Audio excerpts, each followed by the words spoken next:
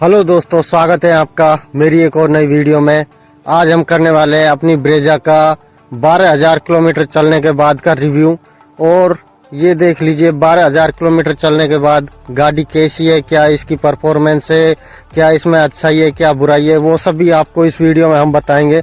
उससे पहले आपको दिखाते हैं गाड़ी का वॉक अराउंड, चारों तरफ से गाड़ी कैसी है। और इसमें कुछ हमने ऐसे सीरीज लगवाई है, उनके बारे में भी आपको बताएंगे। और आप कमेंट करके बताना गाड़ी कैसी लग रही है। गाड़ी में पूरी डिटेल से आपको सब कुछ बताएंगे, जो जो हुआ है, जो जो अब आपको दिखाई दे रहा है गाड़ी में हमने क्या कराया है, क्या चीज़ इसमें सही है, क्या इसमें बेकार है, आफ्टर मार्केट जो लगवाया है वो कैसे वर्क कर रहे हैं, कैसे नहीं कर रहे हैं, कंपनी की सर्विस कैसी है, 12,000 किलोमीटर तक कुछ गाड़ी ने प्रॉब्लम दी है नहीं दी है, वो सभी चीज़ इसमें आपको वीडियो में बताएंगे। और ये देख लीजिए, और गाड़ी कैसी लग रही है आप कमेंट में बताना।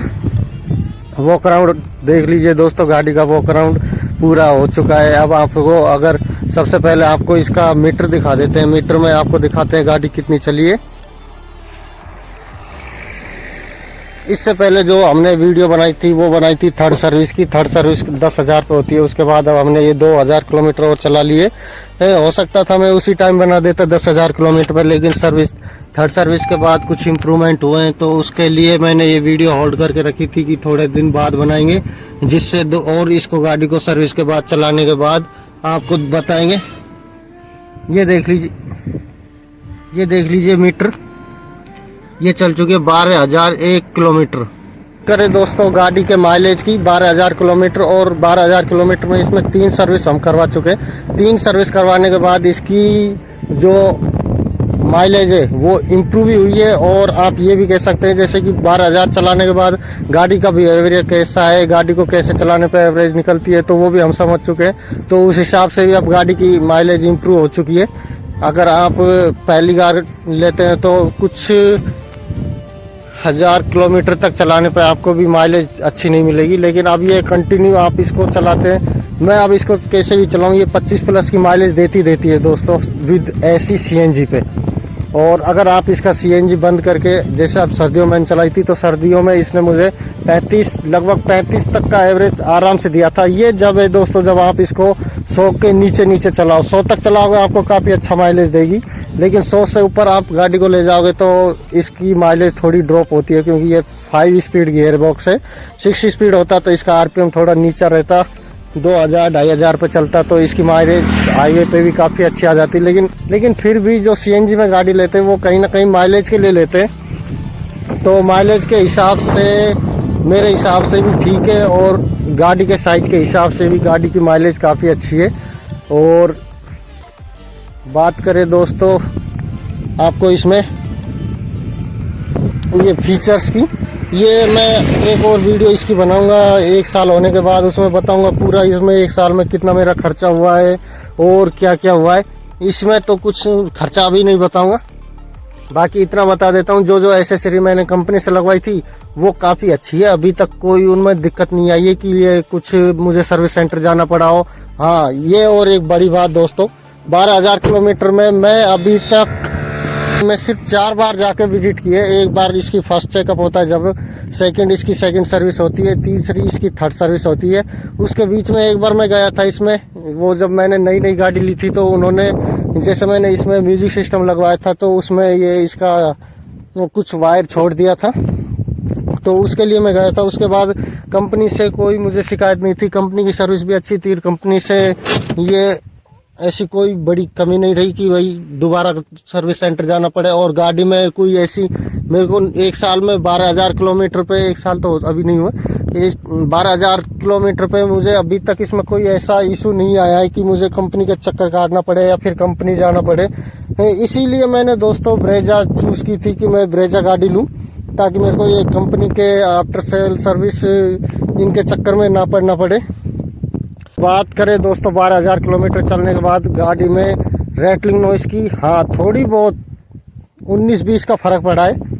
जैसी नई गाड़ी थी सेम वैसी तो नहीं है, लेकिन थोड़ी बहुत आवाज़ तो आने लगी। और आवाज़ कैसे आती है मैं आपको इस वीडियो में, हमारे गांव से मैं जैसे चलता हूं तो वहां से जो रोड है उसकी क्लिप डाल दूंगा। रोड काफ़ी ख़राब है, तो ये मान के चलो डेली वो 3-4 किलोमीटर तो आना जाना, जब भी ये गाड़ी निकलती है घर से तो वो उस रोड पर चलती है। तो उस रोड के हिसाब से इतनी तो नॉइस किसी भी गाड़ी में आ जाएगी। हो सकता है कोई और होती तो इससे भी ज़्यादा आने लग जाती।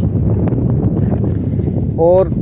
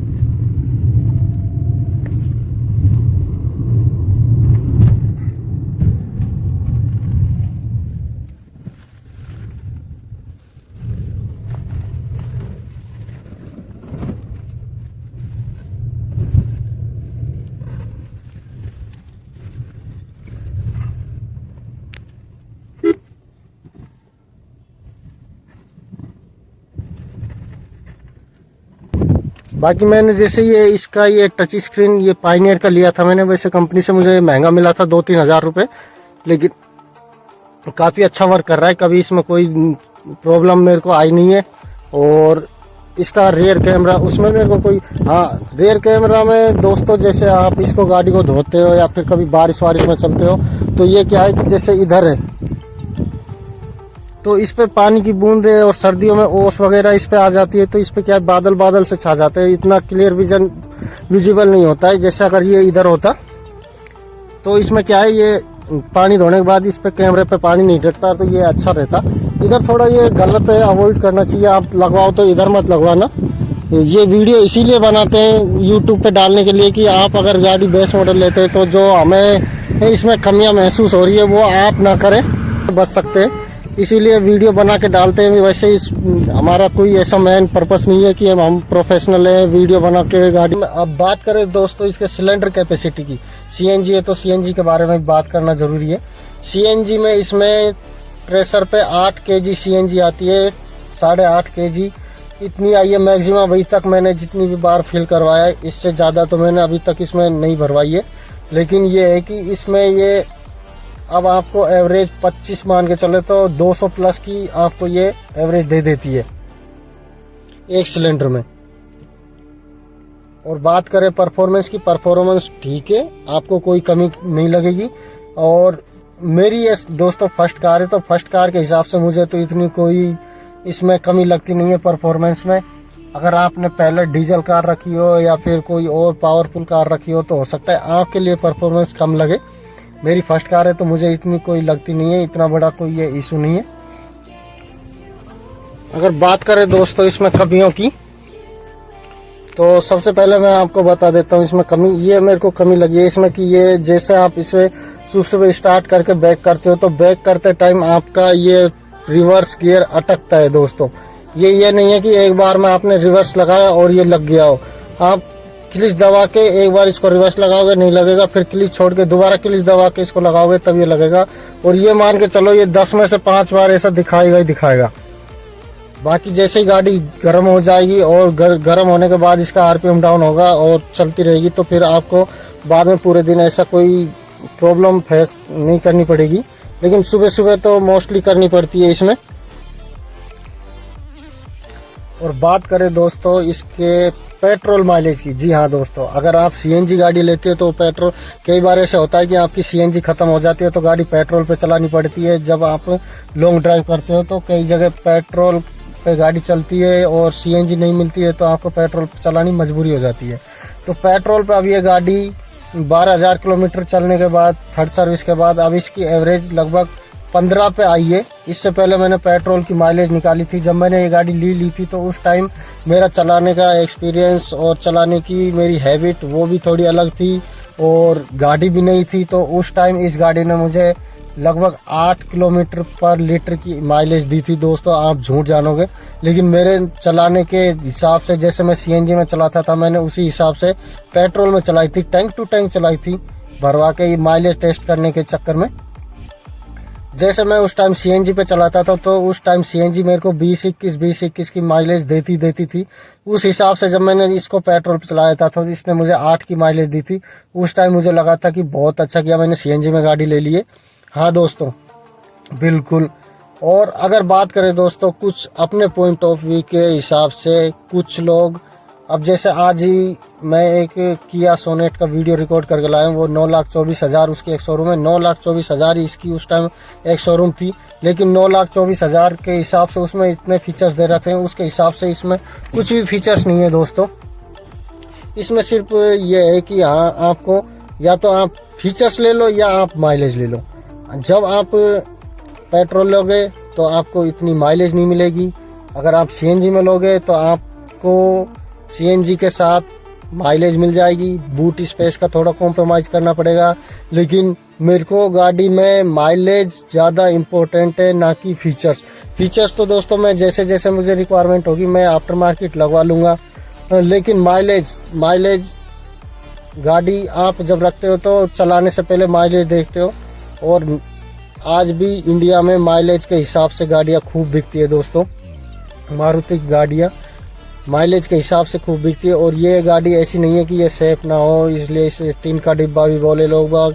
4 स्टार ये रेटिंग लेके आई है। काफ़ी मारुति की सबसे सेफ गाड़ियों में यही थी। अब तो हो सकता है ग्रैंड विटारा या फिर दूसरी गाड़ी आ जाए, लेकिन ये इसकी बिल्ड क्वालिटी के हिसाब से अगर बताऊं, जैसे बिल्ड क्वालिटी भी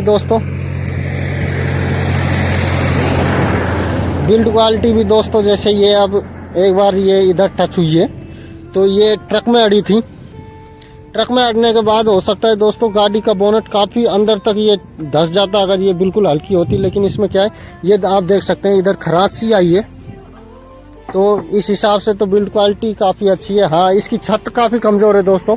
मैं छत की आपको इसकी एक वीडियो डालूंगा। मैंने ये गाड़ी घर पे धोई थी तो मैंने एक 5-7 साल का लड़का इस पे चढ़ा के यही टेस्ट करने के लिए चढ़ाया था उसको कि इसकी छत कितनी मजबूत है, पिचकती है कि नहीं पिचकती है। ये देख लीजिए आप, ये अगर दोस्तों पिचक भी जाती है तो इस पे चढ़ने के बाद ये आप जैसे यहाँ से इसको ऐसे प्रेस करोगे तो ये ऊपर सही हो जाएगी। ऐसा नहीं है कि गाड़ी की छत पिचक गई है तो ये पिचकी रह जाएगी। ये देख लीजिए, इसमें इधर एक तो इधर इसमें ऐसे सपोर्टिंग बीम है, एक इधर इसमें सपोर्टिंग बीम है। तो ये बीच में ये इसकी चादर से पिचकती है, जिसे आप ठीक कर सकते हो ऐसे ही।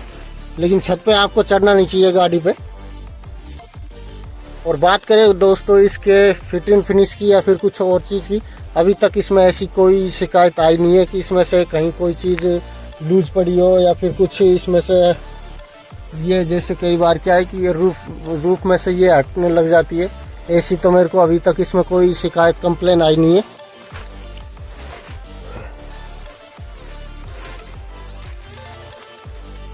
हाँ दोस्तों, ये आपको बता दूं मैं, जैसे कि ये रियर एसी वेंट है तो आप इन पे इतना भरोसा ना करें कि ये रियर एसी वेंट से पीछे गाड़ी एकदम जैसे आगे ठंडी रहती है तो उसी हिसाब से पीछे भी रहेगी। ये इतने ज़्यादा आपको एयर प्रोवाइड कराते हैं।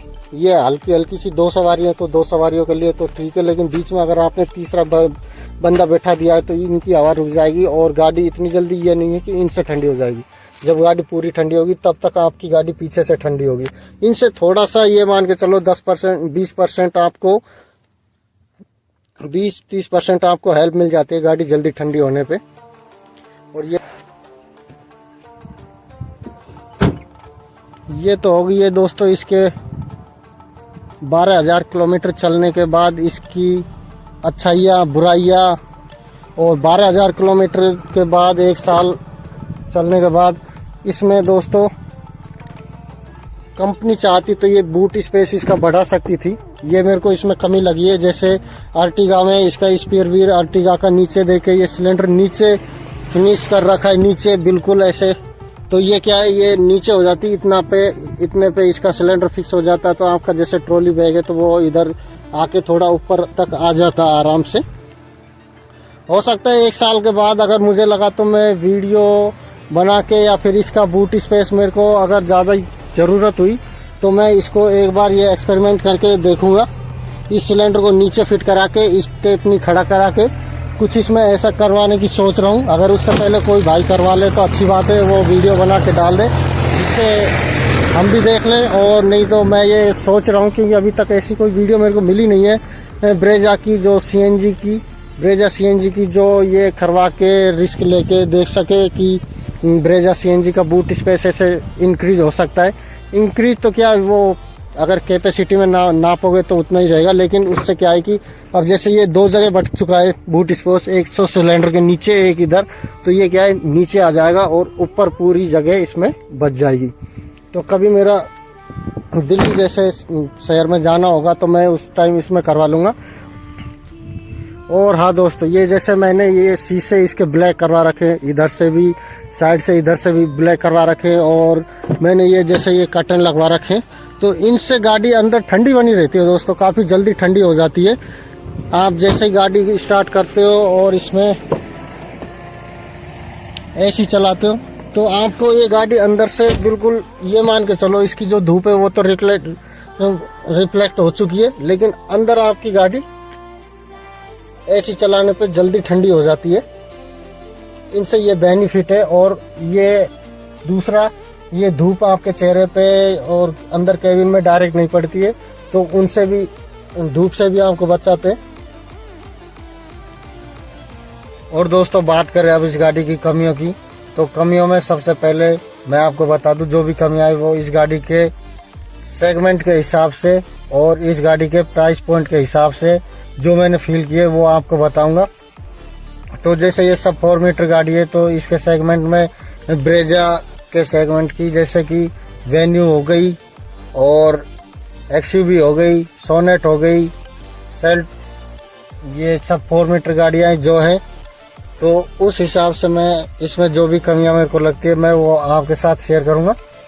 तो सबसे पहली जो कमी है जो मैंने फील की है, तो ये तो है इस गाड़ी की हेडलाइट। अगर आप जैसे गांव के रास्तों पे जाओगे तो इसमें येलो लाइट है तो वो आपको इतनी कम नहीं लगेगी, लेकिन जैसे ही आप हाईवे पे जाओगे और हाईवे अगर ऐसा है कि उसमें बीच में डिवाइडर नहीं है तो इस गाड़ी की लाइट आपको बहुत वीक लगेगी। और अगर सामने से येलो बीम वाली गाड़ी ना होकर वाइट बीम वाली गाड़ी आ गई जिसकी सामने वाली गाड़ी की लाइट वाइट कलर की है, तो आपको आपकी गाड़ी की लाइट बहुत वीक लगेगी, आपको कुछ नज़र नहीं आएगा, उसी गाड़ी का बॉक्स आपको सामने पड़ेगा, रोड तक भी नहीं दिखेगा, आपको ऐसा लगेगा कि यार गाड़ी बिल्कुल मंदी कर लेते हैं।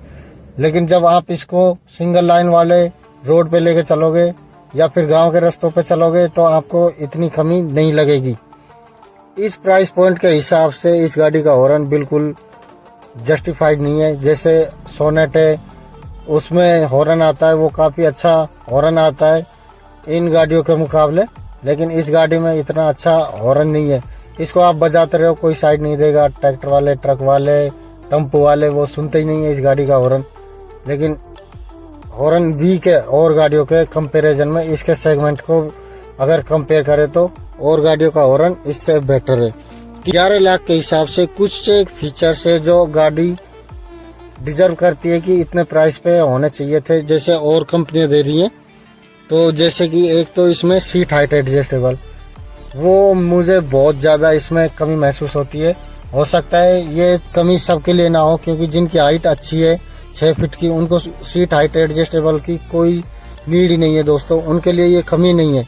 लेकिन जिनकी हाइट 5.5 फीट है, थोड़ी कम है, तो उनके लिए तो ये बहुत ज़्यादा नेगेटिव पॉइंट है, क्योंकि वो इस सीट को एडजस्ट नहीं कर सकते हैं, ये इतनी रहेगी, फिक्स है जितनी है। तो हालांकि बोनट थोड़ा थोड़ा दिखता है, लेकिन सीट हाइट एडजस्टेबल होती तो इसको प्रॉपर अपने अकॉर्डिंग सेट करके कंफर्टेबल राइट पोजीशन ले सकते थे।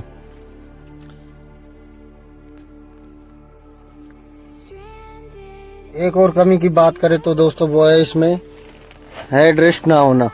हालांकि मेरे को आज तक इतना यूज नहीं हुआ है क्योंकि पिछली सीट बहुत कम यूज हुई है, और होती भी है तो ऐसा नहीं है कि हेड रेस्ट की कमी ज़्यादा महसूस हो, लेकिन सेफ्टी के पॉइंट ऑफ से देखे तो वो होने चाहिए।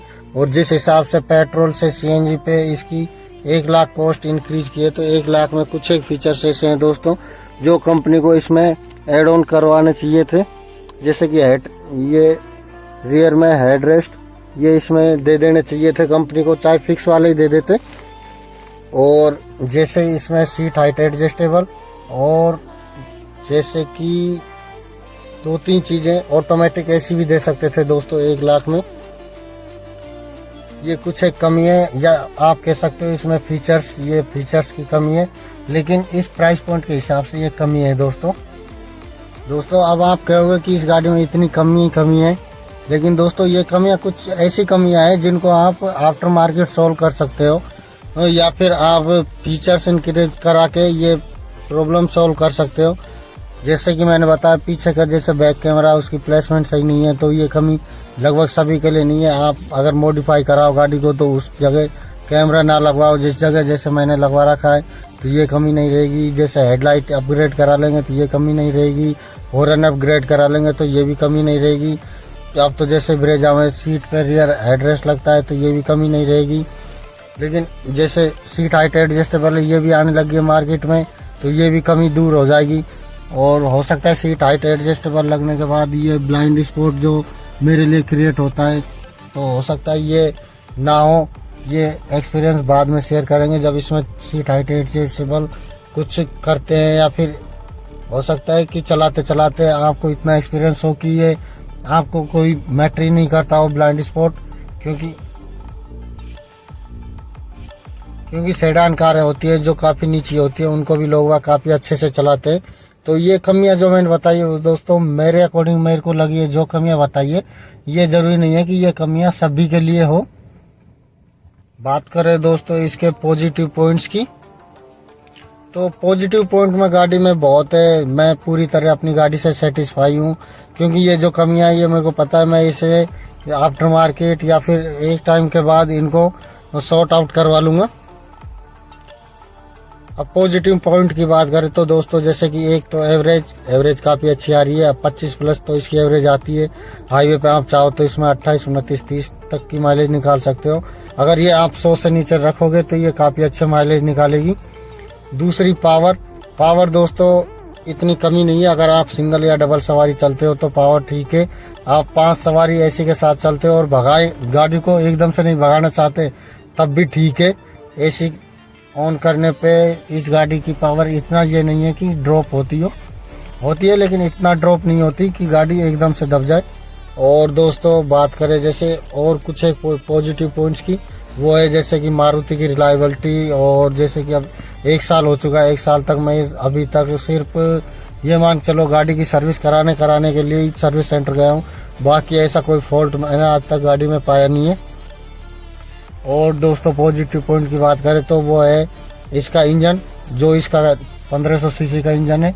इसके सेगमेंट के हिसाब से और गाड़ियाँ छोटा इंजन प्रोवाइड कराती है, या फिर पेट्रोल में सीएनजी के साथ। ये सिर्फ यही एक आपको चॉइस है। अब तो नेक्सॉन आ गई है, नेक्सॉन आने वाली है, आई तो नहीं है, तो आपके पास चॉइस हो जाएगी नेक्सॉन और ब्रेजा में से एक गाड़ी लेने की। और पॉजिटिव पॉइंट की बात करें तो दोस्तों वो है इसकी सर्विस सेंटर। हर जगह सर्विस सेंटर मिल जाता है, सर्विस भी अच्छी मिलती है। और जैसे हमारे लिए गांव के लोगों के लिए गाड़ी अच्छी रिलायबल है। कोई फालतू का इसमें एक्सपेंस नहीं होता है, कभी कुछ जैसे और गाड़ियों में होता रहता है। तो इसमें कोई एक्स्ट्रा एक्सपेंस आपको पे नहीं करना पड़ेगा। और जैसे पॉजिटिव पॉइंट की बात करें तो पॉजिटिव भी है दोस्तों, नेगेटिव भी है। पॉजिटिव तो पॉजिटिव है, जो नेगेटिव थे वो मैंने आपको बता दिया। और वो भी शायद सभी के लिए नहीं है, किसी के लिए हो सकते हैं, किसी के लिए नहीं भी हो सकते। और बात करें दोस्तों हिल होल्ड का कुछ फीचर्स दे रखा है, लेकिन दोस्तों मुझे आज तक वो समझ ही नहीं आया कब काम करता है, काम करता भी है कि नहीं करता है। क्योंकि कुछ लोग कहते हैं कि जैसे ढलान पे गाड़ी होती है तो ये क्लिच छोड़ने के बाद कुछ सेकंड तक ये होल्ड करके रखती है, लेकिन मैंने आज तक कई बार ये टेस्ट करके देखा मैं, अगर ये क्लिच छोड़ता हूँ और ब्रेक से पैर हटाता हूँ तो ये ऐसा नहीं है कि होल्ड करके रखे ढलान पे, ये तुरंत पीछे ही जाने लगती है। अगर 5 सेकंड 10 सेकंड भी रोक कर रखती तो वो उस फीचर्स का कुछ यूज होता। अगर वो 1 सेकंड का यूज होल्ड करके रखे तो 1 सेकंड में क्या ही दोस्तों गाड़ी रुकेगी। हाँ ये है कि 1 सेकंड में हो सकता है आपका एक्सपीरियंस ज़्यादा हो जाए, तो जब तो आपको ज़रूरत ही ना पड़े हिल होल्ड की। हिल होल्ड की आपको ज़रूरत तब पड़ती है जब आप नए सीखिए या फिर कम एक्सपीरियंस वाले ड्राइवर होते हैं, तो वो हिल होल्ड का फीचर्स 5 या एटलीस्ट 10 सेकंड का हो तो ये है कि गाड़ी पीछे ना जाए। 1 सेकंड 2 सेकंड का क्या हिल होल्ड दोस्तों। एक्सपीरियंस होने के बाद तो लोग बिना उसके भी चलाते हैं। तो ये कुछ ऐसे फीचर्स हैं जो कुछ सेंस बनाते नहीं है, लेकिन कंपनी ने दिए तो कुछ सोच समझ के देने चाहिए, और भी ज़्यादा जो लोग बागों को ज़्यादा अच्छा यूज आए। 12,000 किलोमीटर में दोस्तों सबसे बड़ी बात जो मैंने अभी तक महसूस की है, आपको बाइक, अगर आपके पास स्कूटी है या बाइक है 150 सीसी की या उससे ऊपर की, तो आप दोस्तों यकीन मानो आप वो लेन कहीं भी कोई काम पे से जाओगे तो वो चलाने के बजाय आप सीएनजी कार रखते हो तो आप कहोगे कि नहीं कार से चलते, क्योंकि इस कार का सीएनजी का और बाइक स्कूटी का खर्चा लगभग 19-20 ही आता है। मतलब कहने का मतलब ये है कि ये आपको 3 रुपये किलोमीटर में चलेगी, वो आपको 2.5 रुपये किलोमीटर में चलेगी। और अगर आपको उसी के बराबर चलानी है तो इसकी एसी बंद कर दो, ये आपको उसी के जितने माइलेज दे देगी, ये आपको 30 प्लस माइलेज देगी, तो ये 3 रुपये किलोमीटर के हिसाब से भी कम में चलेगी। और इसमें आप दोस्तों आराम से जाओगे, ना ही आपको सर्दी लगेगी, ना ही आपको धूप लगेगी, ना ही बारिश लगेगी, ना ही गर्मी लगेगी। आप शीशे भी अगर डाउन करते हो, एसी बंद करते हो, तो जितनी बाइक पर गर्मी लगती है उतनी तो नहीं लगेगी। काफ़ी सीएनजी का काफ़ी फ़ायदा है दोस्तों। सीएनजी लेने के बाद मेरे को कभी ये ज़रूरत नहीं पड़ी कि मैं एक एक्स्ट्रा बाइक भी रखूं। अब जितने की बाइक आती है 150 सीसी या फिर उससे ज़्यादा की, 1.5 लाख से कम की तो क्या ही बाइक आई, 1.5 लाख की तो दोस्तों मैं इसमें एक्स्ट्रा सीएनजी भी नहीं भरवा पाऊँगा। और अगर आपको सिटी में बाज़ार मार्केट जैसा अगर आपका एरिया है तो वो आपकी अलग नीड हो जाती है, लेकिन ज़रूरत है। मैंने उस हिसाब से आज भी मुझे लगता है मैंने काफ़ी अच्छा डिसीजन लिया है ब्रेजा सीएनजी लेके। बाकी अगर आपको फीचर्स की ज़रूरत है तो फीचर्स के हिसाब से आप इस प्राइस में और भी गाड़ियाँ ले सकते हैं जिसमें आपको काफ़ी फीचर्स मिल जाएंगे। काफ़ी फीचर्स ऐसे ऐसे मिल जाएंगे जो इस गाड़ी में है भी नहीं। अब तो इस प्राइस में सनरूफ भी मिल जाएगा। किया ने बेस मॉडल से ही सनरूफ देना भी स्टार्ट कर दिया है। अगर आपको सनरूफ की भी नीड हो तो आप बेस मॉडल से ही सनरूफ भी ले सकते हैं। जैसे की बात करें तो ये जैसे ये दोस्तों इसमें बेस मॉडल लो, सेकंड बेस मॉडल लो, वैगनार लो, अल्टो लो, मारुति की कोई सी भी गाड़ी लो, ये की पकड़ा देते हैं। एटलीस्ट कम से कम ये तो करनी चाहिए इसमें, ये फ्लिप की देनी चाहिए दोस्तों। इसमें आपको फ्लिप की मिलनी चाहिए जिससे आपको थोड़ा अलग फील हो। ये आप अल्टो ले लो, मेरे पास अल्टो है, मतलब घर में एक अल्टो है, तो ये दोनों की ऐसे रखी रहती है तो आप ये पता नहीं कर पाओगे कि यार अल्टो की कौन सी है, ब्रेजा की कौन सी है। दोनों की सेम की है। तो जैसे और कंपनियां किया हुई, हुंडई हुई, टाटा हुई, वो आपको तो अच्छी की प्रोवाइड कराती है, फ्लिप की प्रोवाइड कराती है। तो ये कंपनी को सोचना चाहिए कि कंपनी से ही ये फ्लिप की आपको मिले। हालांकि ये आप आफ्टर मार्केट करवा सकते हो, लेकिन कंपनी से मिले तो काफ़ी अच्छी बात है। सीधा जब पुश बटन स्टार्ट मिलता है तो उसमें आपको पुश बटन वाली की मिल जाती है जिसमें आपका कीलेस एंट्री होती है। लेकिन उनकी भी सोचनी चाहिए कंपनी को। ये थोड़ा इसमें नेगेटिव लगता है कि आफ्टर मार्केट आप फ्लिप की बनवा सकते हैं।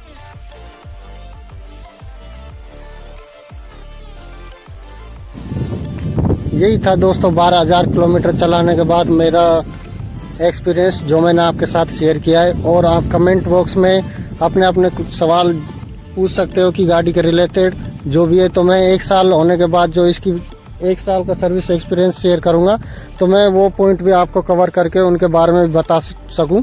तो आप कमेंट करके पूछ लेना कि आपको और क्या क्या ऐसे क्वेश्चन है ब्रेजा सीएनजी के बारे में जो आप जानना चाहते हैं। तो सीएनजी ब्रेजा के बारे में मैं आपको 1 साल के एक्सपीरियंस में वो पॉइंट भी कवर कर लूँगा जो आप मुझे कमेंट बॉक्स में डालोगे। वो भी आपको 1 महीने 2 डेढ़ महीने बाद मिल जाएगी वीडियो, क्योंकि इसको 1 साल होने वाला ही है। और दोस्तों कमेंट करके बताना कि ये कैसे लुक आ रही है इसकी। ये अलॉय व्हील नहीं है, व्हील कैप है। व्हील कैप इसकी व्हील्स ब्लैक कलर की है, इसलिए इसमें इतना डिफरेंस पता नहीं चल रहा है कि ये व्हील कैप है या फिर अलॉय व्हील है। लुक में ये अलॉय व्हील जैसे ही लग रहे हैं। और ये डिज़ाइन काफ़ी ट्रेंडिंग में भी चल रहा है आजकल।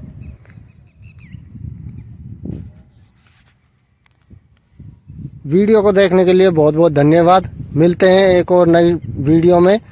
तो जब तक के लिए जय हिंद, जय भारत।